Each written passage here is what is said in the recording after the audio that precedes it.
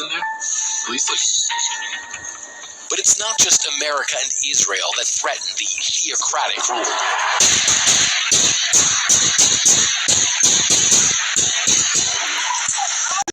Just months, the government crushed massive nationwide demonstrations, leaving thousands of protesters dead, as even the authorities themselves acknowledge.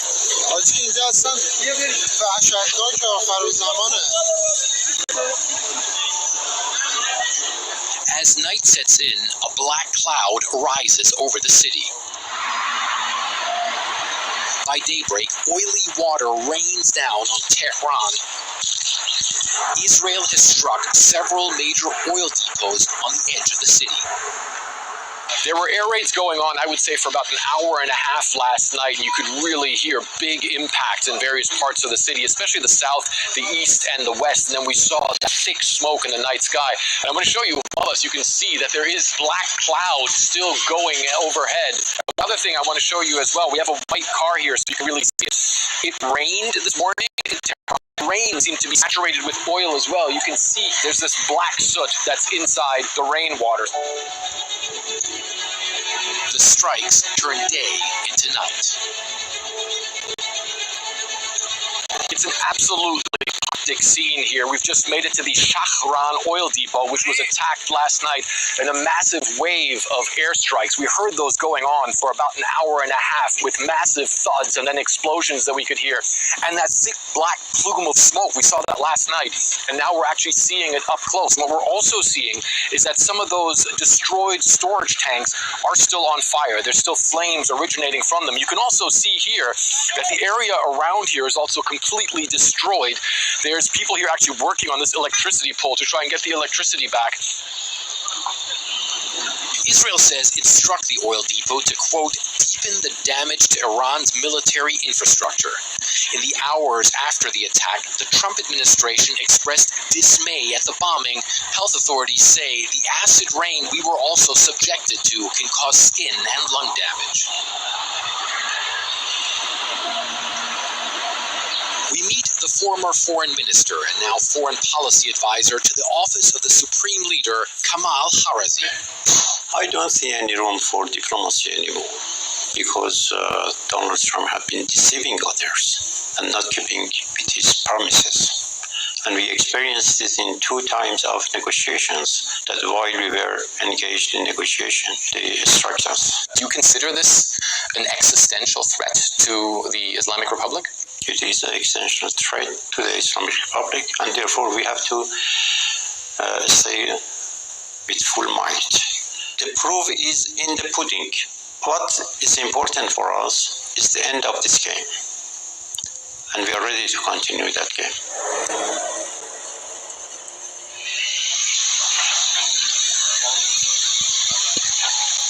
Every night, the sound of warplanes reverberates across the city, followed by explosions that shake the windows of our hotel.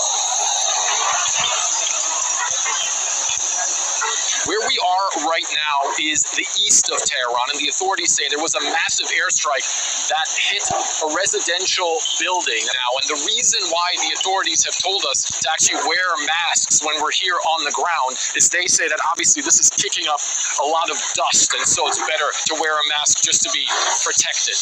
The blast from the bombs that hit this area were so strong that it not only destroyed these buildings, but that it also damaged severely a lot of buildings on the other side of the street and, in fact, in that larger block.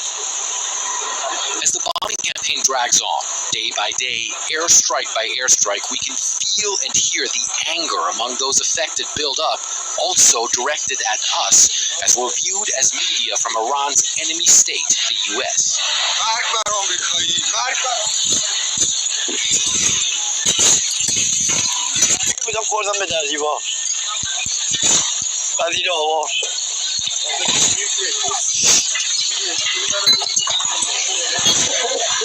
Some of the survivors of this airstrike are clearly still in a state of shock. As we continue filming, we hear the roar of a jet overhead, then anti-aircraft fire too close for comfort. Yeah, we should go. We go. Yeah. Go straight, to the right. Okay, we're hearing jets overhead. There's anti-aircraft fire going on. It's also getting out of here as fast as possible. And there was just a big explosion around here. Let's go. So that just goes to show how fast things can turn bad here. Reports on social media suggest the airstrikes we witnessed targeted a base of the besieged paramilitary group, impacting surrounding civilian housing. For the first time in more than 40 years, the future of the Islamic Republic seems deeply uncertain. There is long-standing and widespread discontent with government corruption and mismanagement, but if President Trump hoped that his airstrikes would lead to a quick and easy transition of power, a pro-American revolution from the streets, it seems he'll be disappointed. Meanwhile, Iranians on those streets are hoping for a respite and for President Trump to focus elsewhere. Better look to the U.S. population, because your country, more than our country, have a problem about economy, about anything. We are strong. We are more than 7,000 years history. We don't want to war any countries. Fred Lightgen, CNN, Tehran. The ever-rising cost of a tank of gas starting to grate on the American public. President Donald Trump addressed that from the Oval Office, saying military action against Iran was justified and the pain at the pump is temporary. And I saw what was happening in Iran, and I said, I hate to make this excursion, but we're going to have to do it. And I actually thought the numbers would be worse. I thought that it would go up more than it did. I thought it would be worse, much worse, actually. I thought there was a chance it could be much worse. It's not bad, and it's going to be over with pretty soon. Well, Israeli Prime Minister Benjamin Netanyahu has confirmed that Mr. Trump asked him to stop attacking key energy sites in Iran and says Israel will comply. CNN's Jeremy Diamond asked the Prime Minister just how far that cohesion would go. Have a listen. You've also indicated today that you made a commitment to President Trump not to strike these oil and gas facilities in the future. Should President Trump come to you one day and say oil prices are too high, it's time to end this war, will you listen to him? And do you need the United States in order to continue this campaign alone? I don't think any two leaders have been as coordinated as President Trump and I. He's the leader. I'm, his ally. America is the leader, but ultimately, President Trump makes his own. There from the Israeli Prime Minister. Becky, there wasn't anything I thought was particularly new or revealing in Prime Minister Benjamin Netanyahu's press conference. It seemed it was much more of an effort first to lavish praise on President Donald Trump, and then to make sure that there was the same messaging from both Israel and the United States in terms of why this war started, who is in charge here. Netanyahu made clear that he is following Trump's lead, and Trump is in charge of this war and made his own decision to start the war, and then where this goes from here. There was an interesting question when it came to possibilities for the future, and here is where Netanyahu himself talked about the possibilities. Choose the moment and to rise to the moment. We can create the conditions, but they have to, they have to explode those conditions at a certain point. It is often said that you can't do revolutions from the air. That is true. You can't do it only from the air. You can do a lot of things from the air, and we're doing, but there has to be a ground component as well. There are many possibilities for this ground component, and I take the liberty of not sharing with you all those possibilities. There have been all kinds of reports and speculation about whether Trump would put troops on the ground in Iran as part of some mission, but what would be very, very clear if he chose to do that is this war is not ending quickly.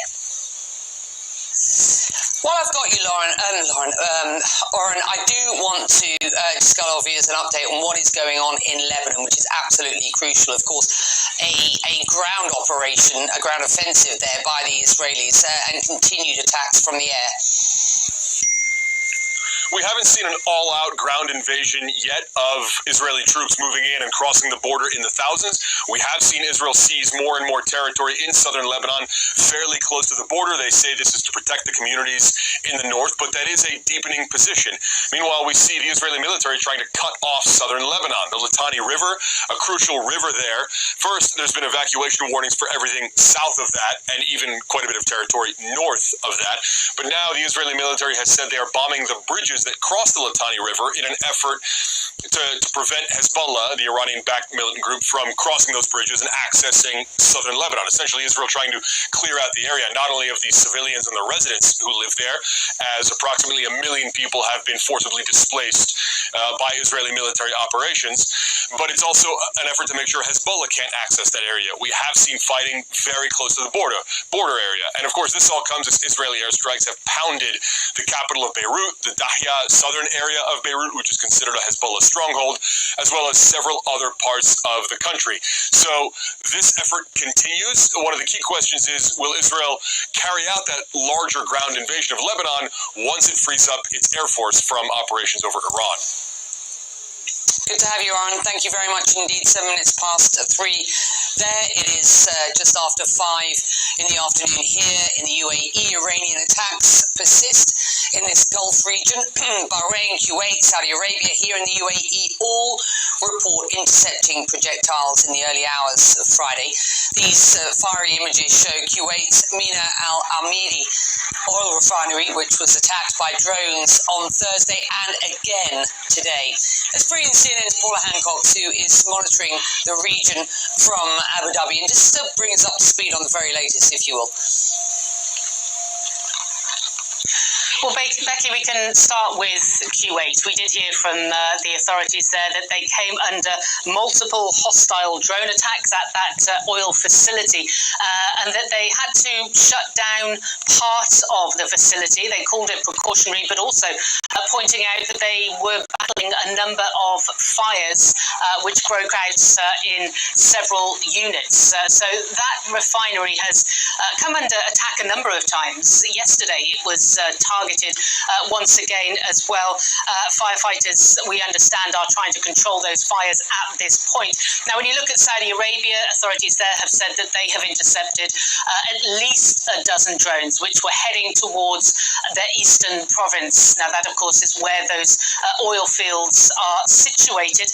Also in Bahrain, a fire broke out at a warehouse due to shrapnel from an interception of one of these projectiles coming in. Here in the UAE, we know that there was a very early wake-up call for residents of Dubai, as there were a number of interceptions there as well. No clarity on where exactly they were heading towards, but it has become clear that Tehran's #1 target, really, when it comes to these Gulf nations,